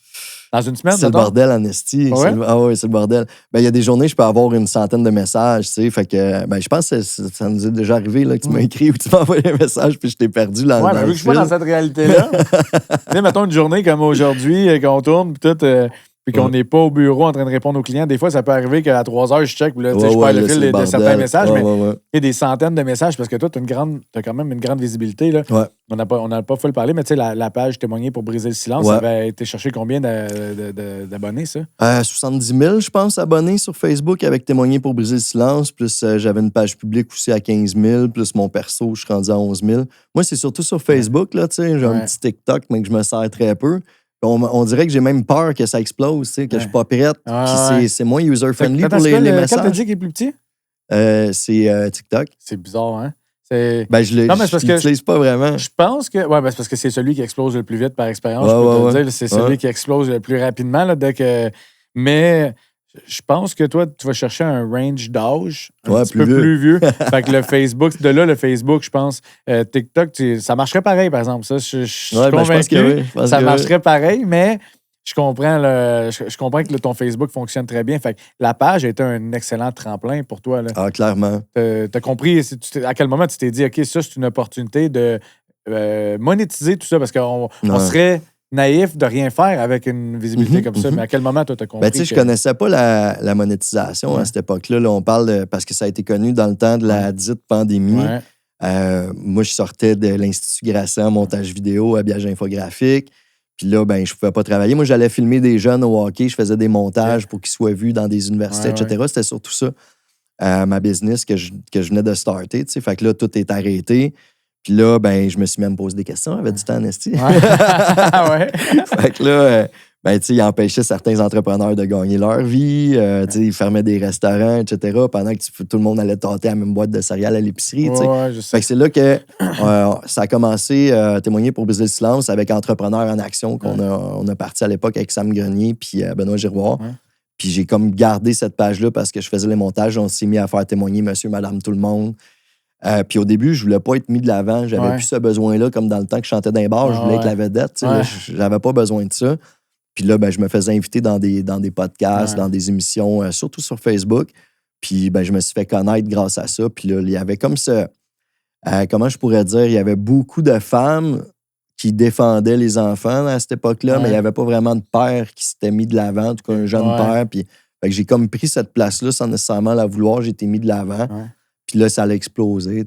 Moi, j'ai braillé en live, j'ai aidé des gens, on a parlé de DPJ, je me suis tué à l'ouvrage sans rien attendre en retour, jusqu'à un moment donné que j'ai vu que je pouvais être monétisé. Mais quand tu es polarisé comme ça, j'ai été plus souvent démonétisé que monétisé. Parce que c'est prendre son courage puis se mettre de l'avant comme ça. Ça venait avec beaucoup de controverses, beaucoup de débats, beaucoup de drainage d'énergie. J'imagine, dans les commentaires, des fois, c'est sûr que c'était partagé. Là, plein de support, parce que il y a du monde qui dégage plus de bienveillance. Comme tu dégages du bon, mais c'est sûr que tu as du monde. Il y a tout le temps du monde qui veut juste faire le contraire de tout le monde. Fait qu'il devait avoir du monde, petite gang de caves, de ci, de ça. Fait que des fois, c'est de savoir où mettre son attention. Comment c'était à ce niveau-là, toi? Y avait-tu bien du négatif? C'était quand même. Ben, tu sais, le pourcentage était minime comparativement au positif, mais on dirait que je focusais là-dessus, tu sais. Puis moi, j'étais un hypersensible, j'ai un grand cœur, je veux aider tout le monde, tu sais. Puis mon approche, moi, dans le temps de la pandémie, c'était on peut-tu se parler, c'est correct qu'on pense pas pareil. Je veux dire, on avance comme ça en tant que société. C'est le fait qu'il n'y ait plus place à discussion qui vient nous chambouler. C'est ça, exactement. Tu as l'impression que peu importe ce que je dirais, la seule chose que tu as à me dire quand tu comprends plus mon point, c'est ferme ta gueule, t'es un malade. T'es un conspi. C'est ça que j'avais de la misère, moi aussi. Moi, j'ai bien de la difficulté avec ça, puis j'ai toujours été dans l'approche, justement, d'ouverture de on peut-tu se parler, puis que moi, je me fasse attaquer ou catégoriser dans... Tu sais, il y a des gros contrats que j'ai perdus parce que je suis un conspi, parce que, justement, des pages d'anticomplotistes sont allées chialer après un maire de ville, après... Tu sais, ça allait très loin. Pas pareil, puis... Ça allait très loin, puis que je suis dans une cause, alors que si moi, je défendais tes kids pendant que tu chiales après moi, là, tu sais. Fait que moi, c'est venu... autant que qu'est-ce que tu m'as demandé, ça a été un tremplin, ça, vraiment, puis je suis reconnaissant, puis je suis fier de l'avoir fait parce que j'ai respecté mes valeurs. Tu sais, moi, j'ai travaillé chez TVA. J'étais monteur sur les sports en direct. J'ai pas fait ça longtemps durant la pandémie. Puis à un moment donné, tu sais, moi, j'ai organisé des manifs dans ce temps-là. Là, puis c'était dans la bienveillance, l'amour. Il n'y avait jamais de bataille, de quoi que ce soit. Puis pendant que je travaille pour TVA, OK, je suis au sport, mais là, dans l'autre studio, un peu plus haut, dans l'autre étage, vous êtes en train de dire qu'on est des estis de fou-braque. C'était plus aligné avec tes valeurs. C'était pas aligné, c'était du mensonge. Je me suis vraiment rendu compte à ce moment-là que les médias bullshit solide, que tu as un angle de vue, puis c'est le réalisateur puis le producteur qui vont faire ces angles-là. Parce que dans les manifs qu'on organisait, combien de fois j'ai vu TVA, surtout TVA, venir prendre en entrevue des médecins, que ce soit des infirmières, des enseignants. Mais à la TV, ils vont te montrer les 3-4 qui n'ont pas de dents puis qui ne savent pas pourquoi ils sont là. Je comprends ce que tu veux dire. Fait que c'était dégueulasse, puis c'est ça. Fait que moi, j'étais plus bien. Puis encore là, j'ai osé prendre le risque. C'était une job de rêve pour moi, faire du montage. J'avais un bon salaire. Mais que je suis pas bien. C'est pas aligné. C'est pas aligné. Tu vas mettre un prix sur ta santé mentale. Parce qu'à un moment donné, tu deviens inconfortable, c'est sûr. Là.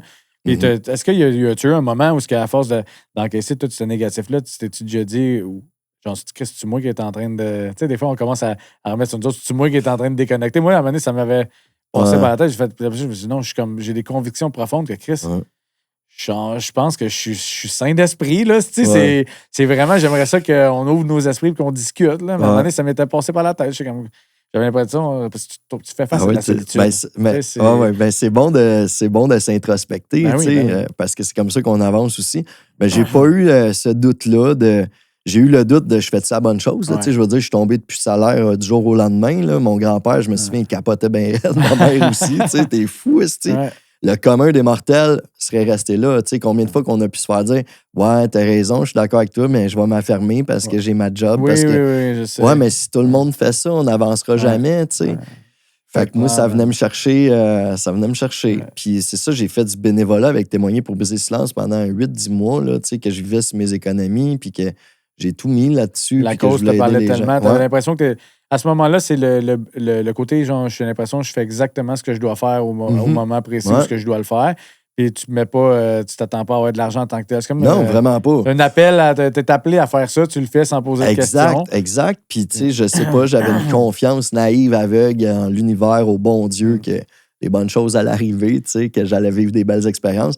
Ben, j'avais failli perdre ma maison à cette époque-là, je me souviens. Tu étais propriétaire pendant, en plus. OK, t'as lâché tout ça, t'étais propriétaire. Ah oui, j'étais propriétaire, puis tu sais, je l'avais un peu de collé, mais pas tant que ça. Tu sais, puis là, ça venait rough aussi parce que les gens faisaient, tu sais, il y en a qui parlent, puis là, ils disent, fais ça pour l'argent, fais ça. Ils te donnent des intentions qui sont pas vraies, puis qui savent pas la réalité derrière, que je suis en train de tout perdre, style. Quand ils sont plusieurs à le faire, ça a encore plus d'impact. Ouais, exact. Et surtout si c'est fautif ou ça te représente pas. Tu sais, du côté spirituel, on apprend à mettre l'ego de côté. Tu ne sens pas le besoin de venir te justifier en ligne. Tu sais, on apprend à mettre ça de côté, mais à un certain point, ça doit être difficile quand même de l'encaisser. Ouais. Puis, tu sais, en même temps, l'ego, c'est pas négatif. Hein. C'est comme dans tout, puis ça, c'est ma perception. Puis je prétends pas détenir l'absolue vérité, mais ça prend un équilibre, tu sais. Puis, des fois, j'ai pu ressentir le fait de me justifier. Je pense que oui, je pense que je l'ai déjà fait, tu sais, mais à quel point que. En même temps, c'est donner de l'énergie. Quand on est dans le spirituel, c'est donner de l'énergie à ça. Sur quoi je mets mon focus, c'est ce qui va se matérialiser, tu sais. Fait que j'essayais de pas donner de jus à ça puis d'en parler le moins souvent possible parce que souvent, c'est du monde qui n'ont pas de following, des nowhere. Tu sais, je veux dire, il y en a qui perdent vraiment leur temps à s'attaquer aux gens, tu sais. C'est ça ta vie, là. Gratuitement, c'est comme... Non, je suis triste pour toi, man. Je suis vraiment triste. Ta vie, ça doit vraiment être de la merde. Je fais une parenthèse, mais j'ai reçu... quelqu'un récemment, Yannick Goulet de Bon 24 heures, il parle de... Ouais, j'ai regardé hier. Bon, mais tu sais, il a eu un commentaire sur le vidéo, à un moment donné, c'était quelque chose comme gratuit, justement. Il dit, t'es une tapette, man, tu te ferais passer en dedans. C'est quoi le rapport? En voulant dire, il y a du monde qui n'ont rien à faire. On en a parlé, on en a ri, moi, plus le soir. T'as-tu vu le commentaire? Il y a du monde qui sont devant leur ordi, devant leur cellulaire, qui disent il faut que je l'écris, il faut que j'y dise cette affaire-là. Ça veut dire, on est à quel point on peut évoluer et être loin de ce genre d'intention négative-là. Là, non, exact. Puis ça parle d'eux-mêmes. Là, je veux dire, c'est des blessures. Combien de fois j'ai dit que je devais ressembler à quelqu'un qui l'a écœuré quand il était jeune? C'est sûr, c'est ça. Là, ça en est triste, ça en est de... Moi, écoute, on rentre dans loin, mais moi, selon moi, on a plusieurs vies ici sur Terre. Nos âmes se sont incarnées pour une raison à ce moment-ci, tu sais. Puis, ben, je pense que, même j'en suis persuadé que je suis une vieille âme, comme je suis persuadé que tu es une vieille âme aussi, tu sais. Fait que selon moi, c'est des gens qui ont des expériences à vivre, puis que, clairement, que ta vie doit être longue et plate quand tu es dans le négatif comme ça, puis de souhaiter du malheur aux autres. Parce que, moi, tu sais, on parlait du positif, puis autant que ça a pu être un tremplin, mais moi, j'ai eu des appels de menaces là, de tuer ma famille, mes enfants, de brûler ma mère, de la fourrer, de l'enculer. J'ai eu ça, là, puis j'ai gagné ça en cours pour ça. C'est violent, là. C'est violent. Ça peut te faire t'encaisser tout ça, là. T'es pas payé puis pour ça. Ma fille l'avait entendu, cette menace-là. On s'en allait dans... il n'y avait pas d'école cette journée-là, puis on s'en allait dans une manif à Québec avec Big Grenier puis Rambo à l'époque. Puis, ben là, tu sais, on est en train de s'habiller. J'habille ma fille qui a comme 7-8 ans à l'époque. Puis là, je mets comme mon téléphone sur l'intercom. Puis les menaces, elle les a toutes entendues. Elle n'a pas dormi pendant 1 an de temps. Tu sais, le monde, ils s'en rendent pas compte à quel point que... Puis tu vois, c'est une bonne chose que ça se soit passé à cette époque-là. Parce que dans le temps des bars, avec les connaissances que j'avais autour, dans le monde que je naviguais... J'aurais pas appelé la police, là, j'aurais réglé ça autrement, même si je savais pas c'était qui. On a fini par le savoir, c'était qui. Mais ça, c'est l'envers de la médaille que les gens voient pas. Que d'oser s'exprimer, d'oser penser différemment, d'oser, qu'est-ce qu'on disait tantôt, que même s'ils sont 1000 à marcher ce chemin-là, c'est peut-être pas le bon chemin. Là, ça se peut que peut-être que ça soit l'autre chemin. D'oser se questionner, Il y a du bon dans oser faire jaser aussi. Tu sais, c'est plate, mais prendre position sur certains sujets, c'est sûr que ça fait jaser. Puis cette jasette-là est monétisable. Non, tu comprends-tu? C'est un peu ça, mais c'est parce que des fois, il faut que tu sois prête à mettre l'énergie là-dedans parce que tu n'es pas obligé de le faire. Tu le fais pas comme de façon malveillante. Là. C'est juste que des fois, c'est juste plus fort que nous. S'il y a quelque chose qui fait vraiment plus de sens, tu as le goût de prendre position. Exact. Je fais plus ça ces temps-ci, mais des fois, tu sais, je le sais. Ouais, t'es dans le politically correct, là. Ouais, mais ces temps-ci, parce que je veux mettre l'énergie sur mon projet et tout. C'est un pas de recul et tout. Mais je le sais qu'à un certain point, dans la création de contenu, mettons, là, si tu veux faire des views là, sur Internet, c'est simple. Oui, ça, mais toutes les headlines des médias, va donner ton avis dessus, simplement. Les buts de neige, mettre des casques. Fais une vidéo qui dit pourquoi tu trouves ça cave. Tu vas faire réagir. L'affaire, quand c'est l'affaire au Venezuela, aller chercher le président. Fais juste donner ton avis. Le monde, ils vont s'obstiner dans les commentaires. Ça fait un job la visibilité à boost. Donne ton avis sur les headlines, puis après ça, laisse aller les affaires. Mais des fois, c'est plus fort que toi. Tu vas aller lire les commentaires. C'est cave épais. T'as-tu envie d'aller chercher cette énergie-là? Pas tout de suite, pas maintenant. Non, exact. Je veux dire quand je dis. C'est un choix, tu sais. Puis même dans la complosphère, j'ai connu tous les blogueurs, les gens plus, même qu'on a été proches, puis qu'on a organisé des choses ensemble. Puis je me suis éloigné de ça, pas que c'est pas des bonnes personnes, mais que c'est des guerres d'ego, ou que sinon, ils focus tout le temps sur le négatif. J'ai pas envie d'être ça dans la vie. On peut-tu essayer de bâtir quelque chose, une communauté, s'entraider, puis tout le monde, tu sais, la couverte de son bar, excusez pour le micro, j'avais plus envie de ça. Je veux me tenir loin de ça. En même temps, je veux être conscient qu'il se passe des choses dans... Ben oui, on veut rester alerte. Exact. L'affaire, c'est que là, on nous a donné du lousse. Depuis, tu sais, on a du lousse. Là, c'est pas... On peut respirer, il y a un semblant de normal, mais le jour où tout chamboule, c'est une mission de vie. Là. Je peux pas rester dans le politically correct. Tu comprends ce que je veux dire? Exact. Fait que là, c'est parce que c'est... En ce moment, on peut se permettre ça, parce qu'il y a un semblant de normalité. Mais souvent, c'est comme on serre la laisse, on donne du lousse, puis on revient en serrant encore plus que la fois d'avant. Fait que, ça, je suis conscient de tout ça. Là, clairement, puis à l'époque, moi, c'est quand ils s'en sont pris aux enfants. Là, je veux dire, tu pouvais aller dans les bars, quand tu étais assis, tu étais correct, debout, faut que tu mettes ton masque. Mais non seulement ça, pendant que les bars étaient ouverts, nos kids ils faisaient de l'éducation physique avec une guenille d'en face. Fait que moi, c'était ça qui venait me chercher. Puis j'ai jamais fait négativement, j'ai jamais fait dans la méchanceté, plus dans l'information, puis dans le dialogue avec... Parce que souvent, dans la complosphère, pour en nommer un, je vais le nommer, Joe Blanchette, que j'apprécie, puis qui est super intelligent, pertinent, mais il est dans l'agressivité. Tu penses pas comme moi, t'es un esti d'épais, t'es un cave. Tu penses-tu que tu vas amener ces gens-là à venir écouter ton dialogue? Pas du tout, tu sais. Puis je donne à César ce qu'il vient à César. Le gars, il est brillant, c'est une tête, il connaît tellement de choses sur la politique, etc. C'est sa façon de l'exprimer, des fois que je joue contre lui. Mais lui, il est totalement assumé. On ne prendrait pas le combat de la même façon que lui, comme je comprends. Ça. Même chose pour moi, mais très d'accord, là, quand il parle, il sait de quoi il parle. Oui. Mais il est très incisif. Puis voilà, fait que ça fait pas l'unanimité. Puis non seulement ça, c'est que, je veux dire, le monde, dans la complosphère, encore une fois, j'aime pas ça dire ça, mais sont déjà convaincus. Je veux dire, on veut sortir de notre chambre d'écho, on veut ouvrir un dialogue avec... Puis je demande pas ce que tu penses comme moi, c'est juste que tu aies une petite ouverture à ça se peut-tu que peut-être c'est pas... Il n'y a pas juste un côté de médaille. Puis je cherche à comprendre pourquoi je pense autrement. C'est juste ça. Exact.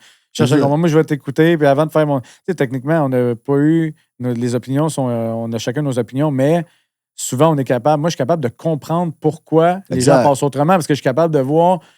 Toutes les machines de persuasion. Exactement. Tu sais, les médias, la publicité, l'investissement qui a été mis de l'avant pour passer un certain message, je le vois partout. Ça, je suis conscient que comment tu peux... tu sais, si t'es pas capable de réfléchir. Dans la peur, on ne réfléchit pas, là, premièrement. Non, exact. Dans la peur, la réflexion est bloquée parce que ton sentiment de sécurité prend le dessus. Si tu me parles que ma vie est en danger, la réflexion va être mise de côté, la sécurité va prendre toute la place. Fait que c'est ça qui est tough, mais il y a des gens encore plus brillants que tous nous ensemble qui connaissent ça, ils savent comment créer un chaos, genre.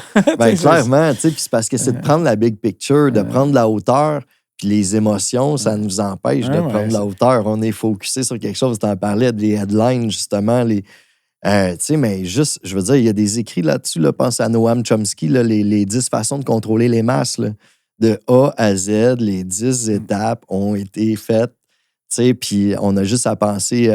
si tout le monde prenait le temps de le lire, pourrait voir des trucs qu'on a vécu. Comment que ça s'est passé. Parce qu'il y avait vraiment des situations, même, c'est con, mais même le lire, tu pourrais même faire des points, avoir des souvenirs de telle conférence, tel point de presse, telle affaire qui envoyait dans une certaine direction.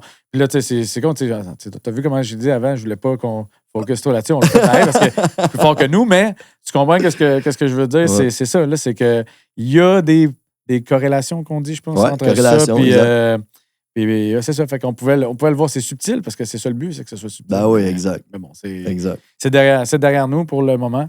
Puis, c'est ça. Puis non, mais je suis bien content d'avoir de pouvoir en parler ouvertement aujourd'hui parce qu'il y a aussi des gens qui pensent pas comme nous, qui ont une plus grande ouverture à nous écouter juste parce que le côté peur partout, il n'est pas là en ce moment. Il n'y a pas de publicité comme il y en avait dans le temps. Fait que il y a comme je sais pas, c'est plus. Tu peux en jaser un petit peu plus. Un petit peu plus. Les gens sont un peu plus ouverts. Puis je pense que les consciences se sont éveillées aussi. Tu sais, je veux dire, tu demandes aux communs des mortels maintenant s'ils ont confiance aux médias, même si on ne parle pas de la pandémie, qu'on ne parle pas du COVID. La confiance a baissé. Tu sais, les gens sont de plus en plus. Je pense qu'ils s'en rendent compte. Là. On se fait bullshiter tout le temps, puis tout est tout le temps pire. Puis avec la hausse des podcasts, tout le temps la fin il y a du d'autres monde. sources d'informations. Les gens consomment autre chose que juste la télé, puis c'est une bonne chose parce que c'est surtout notre génération, puis les plus jeunes. Tu sais, tout ce qui est plus vieux que nous, c'est eux qui sont encore plus devant la télévision, ces trucs-là, mais c'est en train de changer. Fait qu'on, exemple que tu as un message pour la génération future, toi, puis tes enfants, c'est quoi le message que tu leur dirais? Quelque chose, un message le plus inspirant possible pour leur dire d'avancer dans une certaine direction, là. C'est sûr que je dirais de se faire confiance, tu sais, notre gut feeling, puis je le dis à des adultes aussi, tu sais, quand on ressent quelque chose bien fort, même si ça sort de l'idéologie du commun des mortels, de faire confiance à ça, tu sais, puis oser, gâte ta marque aussi. Oser, parce que se tromper, c'est pas de l'échec, ça fait partie d'un processus pour grandir, du bagage dans le pack-sac, tu sais. D'oser aller vers ses rêves, puis de pas d'avoir peur, le moins de peur possible de faire des échecs. Clairement que ça serait ça. Oui, puis on peut être en désaccord, mais on peut discuter dans le respect aussi. Voilà. Pas obligé de se lancer des roches, de se traiter d'épais. Puis il y a des façons, des fois, qu'on s'exprime, on peut être juste maladroit. Tu sais, je l'exprime d'une façon qui va aller froisser quelqu'un. C'est jamais dans l'intention. Tant qu'il n'y a pas d'intention négative derrière les trucs, il devrait avoir place au dialogue. Puis je nous souhaite des belles années encore. Je nous souhaite... des beaux voyages. Des beaux voyages. Puis le moins de chaos possible parce que Colin... j'aime ça ce qu'on a en ce moment, là, qui est un... T'aurais-tu un message pour clore le tout? Quelque chose? Veux-tu plugger quelque chose en particulier? Non, vraiment, puis c'est pas pour me plugger moi. Vous voulez voyager moins cher, viendrez vers moi, puis vous voulez bâtir une business en vivant de votre passion de voyage, venez vers moi. Mais je dirais, aller où ça vibre. C'est ce que je viens de dire, c'est tellement important. C'est comme tu as quelque chose là, qui te travaille, c'est sûr que tu as des peintes, tu as des peurs, tu as des craintes, mais il y a une raison pourquoi que ça vient te chercher, puis avoir le guts de faire ça. Là. Vraiment, moi, aller vers ça, puis vous allez vous ouvrir à plein de belles opportunités, à des nouvelles connaissances, un nouveau chemin. On ouvre le chemin. C'est puissant, l'intuition, puis même quand il y a des proches ou quoi que ce soit qui essaient de te dissuader, il faut que tu fasses ta tête de cochon puis tu y ailles parce que l'intuition, c'est le chemin à suivre. Tout le monde pense savoir ce qui est la bonne chose pour toi. Tout le monde, puis encore plus quand c'est les proches. Puis c'est pas donné à tout le monde de faire abstraction de tout ça. Ça peut se peser lourd dans la balance d'avoir l'avis des autres, mais si tu veux avoir quelque chose de différent de ce que les autres ont, il faut faire différemment aussi. Exact. Voilà. On va plugger tes réseaux aussi dans la description. Sébastien des Hôtels pour voyager à rabais. Pour me suivre tout court. Surtout s'il y a des gens qui ont le même genre sont dans la même genre d'école de pensée et tout. C'est le fun d'écouter, suivre des gens qui pensent un peu pareil comme nous. Je vais te dire, Seb, merci d'être passé aujourd'hui. Merci d'avoir mis le cœur au mic avec moi. Puis j'espère que tu vas apprécier les petits extraits que je vais te concocter. Puis on va mettre ça, on va lancer ça dans l'univers. Puis on va essayer d'inspirer des gens. Ça m'a fait vraiment plaisir d'être là. Merci de m'avoir invité. Yes, sir. Merci. Salut tout le monde.